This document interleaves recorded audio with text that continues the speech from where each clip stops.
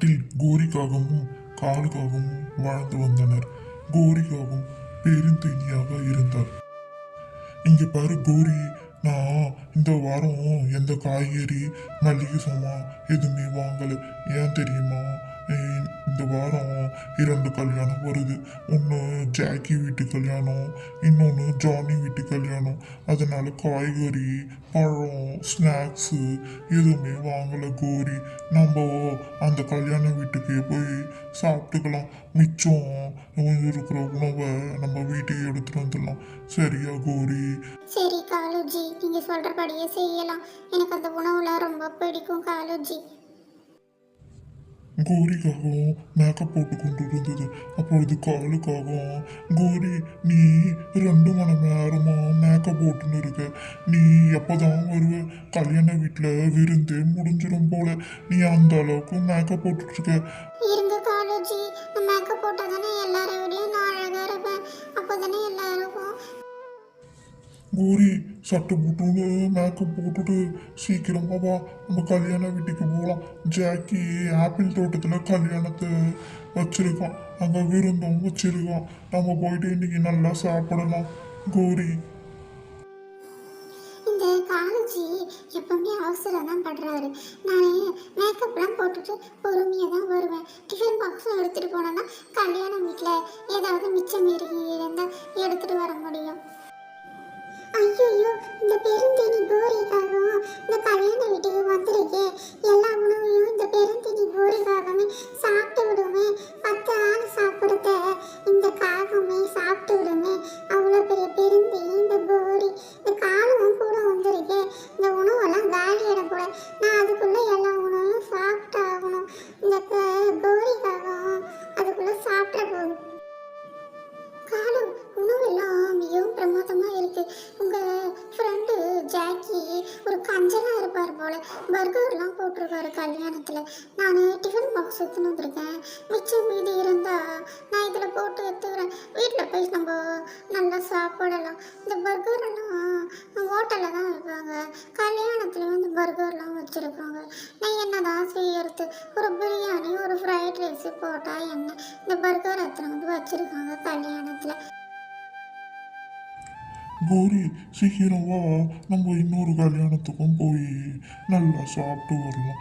Johnny வீட்டு கல்யாணத்துக்கும் நம்ம போகலாம். அங்கே உணவுலாம் ரொம்ப அருமையாக இருக்கும்.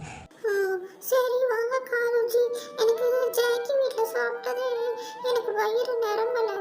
நம்ம ஜானி வீட்டில் போயிட்டு இன்னும் நிறைய உணவுகள்லாம் சாப்பிடலாம் காலுஜி. விதவிதமான உணவுகளை ருசிச்சு சாப்பிடலாம். மீதம் இருந்த உணவை நம்ம டிஃபன் பாக்ஸில் போட்டு வீட்டுக்கு எடுத்துன்னு போய் சாப்பிடலாம் காலுஜி. சரி கோரி, சீக்கிரமா வா, நம்ம ஜானி வீட்டு கல்யாணத்துலேயும் போய் சாப்பிடலாம்.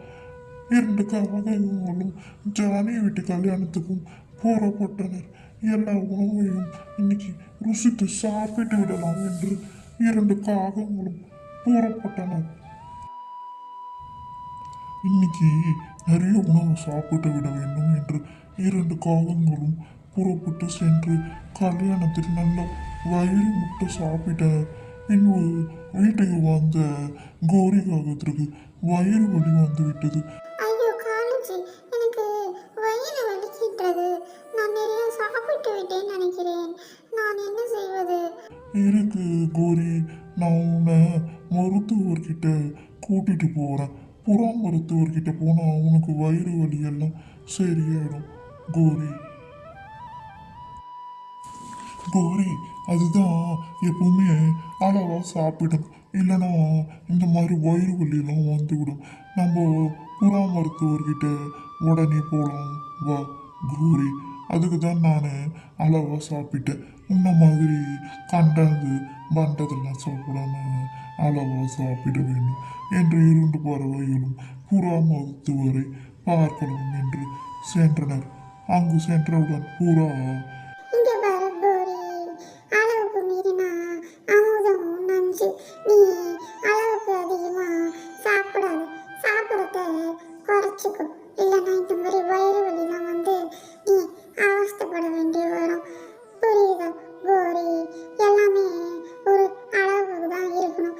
அளவுக்கு மீறி போச்சுன்னா எல்லாமே கூட விஷமா மாறிடும். புரிஞ்சுதா உனக்கு கோரி?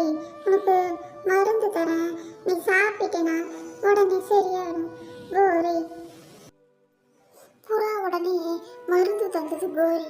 அதை சாப்பிட்டவுடன் கோரிக்கு வயிறு வலி சரியாகிவிட்டது. நன்றி புறா, நான் இனிமேல் அளவுக்கு அதிகமாக சாப்பிட மாட்டேன். எனக்கு தேவையான உணவு மட்டும் சாப்பிட்றேன். அப்படியே தான் இருக்க போகிறேன்.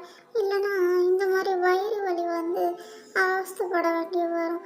அதனால நான் அளவாக சாப்பிட்டு அளவாக இருக்க போகிறேன் அப்படின்னு கோரி சொல்லி கொண்டு இருந்தது.